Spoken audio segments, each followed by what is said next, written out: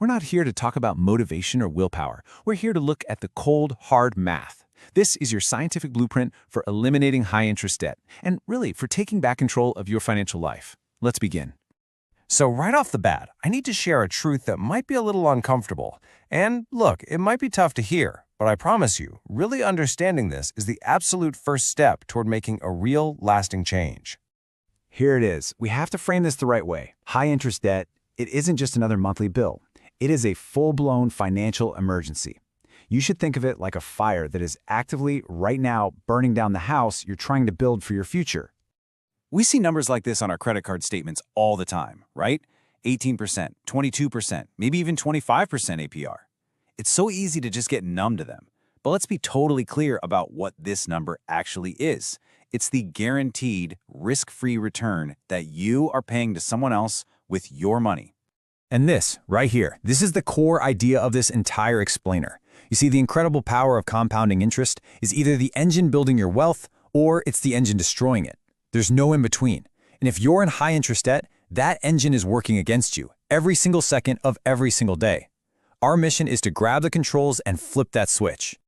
So let's actually quantify the true cost of this emergency. We're going to pull back the curtain and look at the real numbers that your credit card statements are frankly designed to hide from you. First up, just a quick distinction, because not all debt is the same. There's good debt, like a reasonable mortgage. It usually has a low interest rate, and it helps you buy an asset that can grow in value. But then there's bad debt. The high-interest stuff from credit cards, that's for consumption. It is a guaranteed negative return on your money, period. So what does that negative return actually look like in real dollars? Let's use a scenario.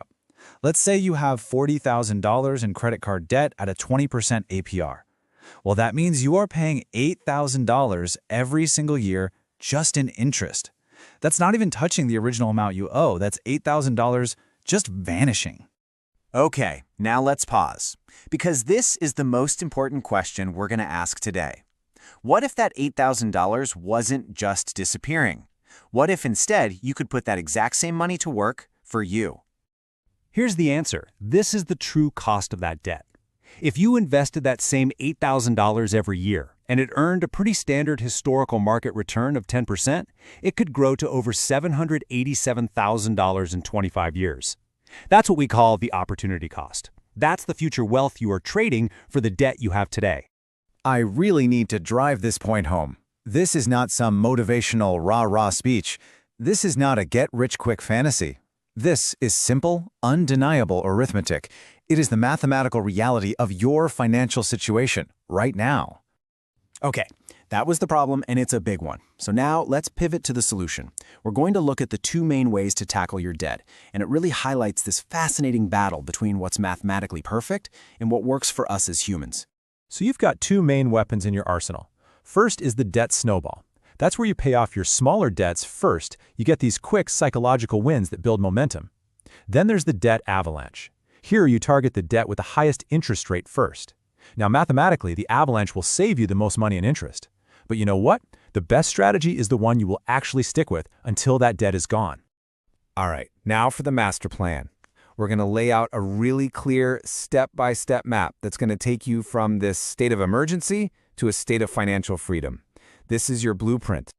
So this blueprint has 3 phases. Phase 1 is stabilization. You just stop the bleeding. No more new debt, and you scramble to build a small $1,000 emergency fund. Phase 2 is acceleration. This is where you go on offense and create a fund to aggressively attack that debt. And finally, Phase 3, wealth redirection. This is where you take all that money that used to go to debt and you turn it into an engine for your future. So what does Phase 2 actually look like? This is where you create what we call a debt attack fund. And this chart shows just how possible it is.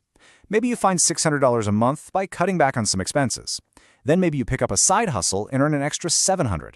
Just like that, you've got $1,300 a month you can fire directly at your debt.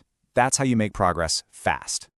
And after you've won that battle, after the debt has gone, what happens in Phase 3? Well, this is the really exciting part. You take that same $1,300 monthly attack fund and now you invest it. Over 20 years, assuming those same historical returns, that money could grow to almost $900,000. This is the direct reward for following the blueprint. Okay, so you have the blueprint. Now let's talk about a few powerful tools you can use to speed this whole process up. Think of these as strategic boosters for your journey to debt freedom. So here's a kind of hidden benefit of paying off debt. It dramatically improves your credit utilization ratio. All that means is it's the amount of credit you're using compared to how much you have available. When it's high, like 90%, it hurts your score. But when you get it down below 30%, it gives your credit score a major boost. And that can save you thousands of dollars on future loans for a car or a house. Now, tools like a 0% APR balance transfer card can be really helpful. They give you this temporary ceasefire, a window of time to pay down your debt without interest piling up. But you have to be careful. There's usually a transfer fee of 3 to 5%, and you absolutely must have the discipline to pay off the balance before that 0% intro period ends. It's a powerful tool, but it demands respect.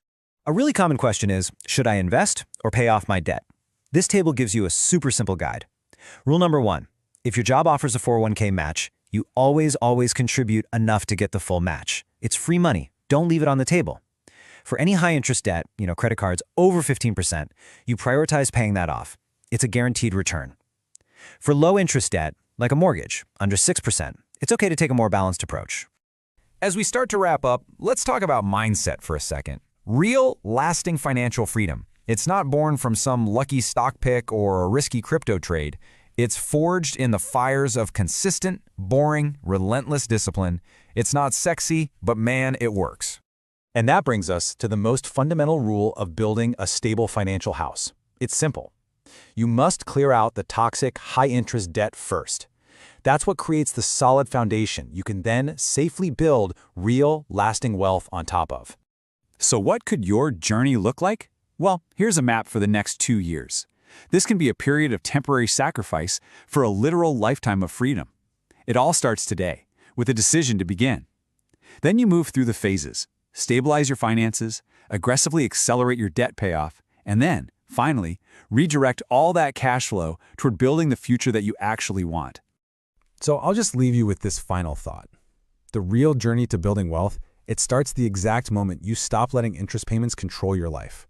The blueprint is right here in front of you. The only question left is, are you ready to take back control?